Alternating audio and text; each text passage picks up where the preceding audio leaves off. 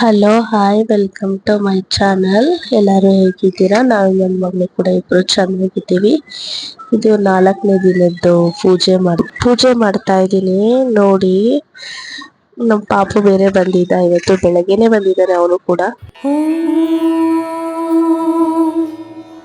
ಸುರಾ ಸಂಪೂರ್ಣ ಕಲಶಂ ऋधिराप्लुतमेव च दधानहस्तपद्माभ्याम् ऊष्माण्डशुभदास्तु मे। ॐ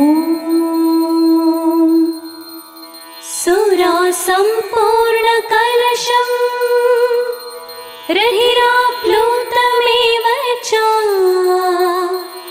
दधानहस्तपद्माभ्याम् कूष्माण्डशुभदास्तु मे।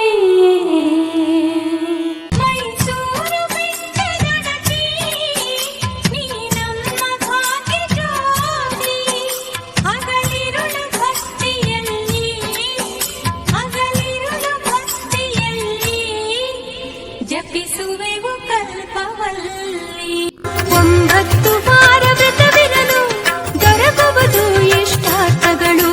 ಶರಣು ಶರಣು ಜಯ ದುರ್ಗೆ ಸರ್ವಶಕ್ತಿ ಜಗನ್ಮಾತೆ. 9 ವಾರ ವ್ರತವಿರಲು ದೊರಕುವುದು ಇಷ್ಟಾರ್ಥಗಳು.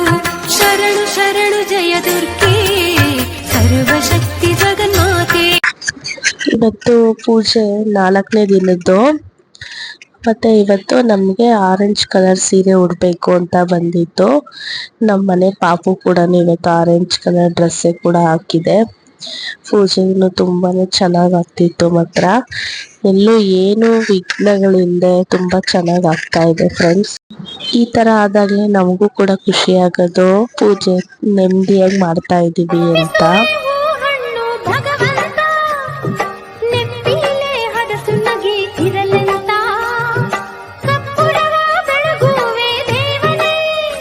ಇವತ್ತು ನಾನೇನು ನೈವೇದ್ಯಕ್ಕೆ ಏನು ಮಾಡಕ್ ಹೋಗಿಲ್ಲ.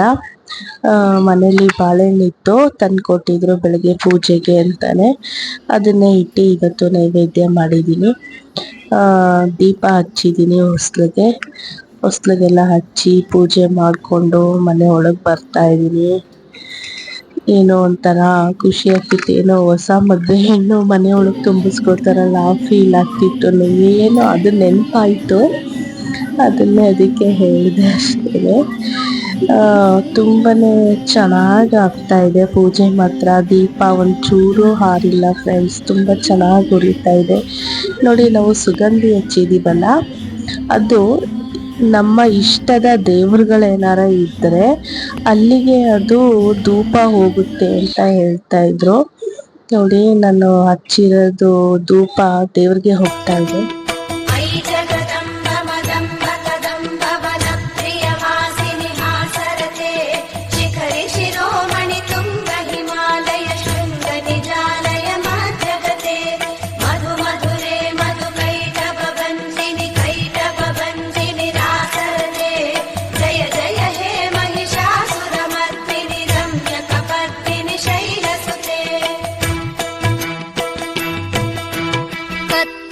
ಯಾವುದೋ ಒಂದು ವಿಡಿಯೋದಲ್ಲಿ ಹಾಗೆ ಹೇಳಿದ್ರು, ನಾವು ಇಷ್ಟವಾದ ದೇವ್ರಿಗೆ ಧೂಪ ಹಾಕ್ದಾಗ ಅದು ಆ ನೇರಕ್ಕೆ ಹೋದ್ರೆ ಅದು ದೇವ್ರಿಗೆ ಸೇರುತ್ತೆ ಅಂತ.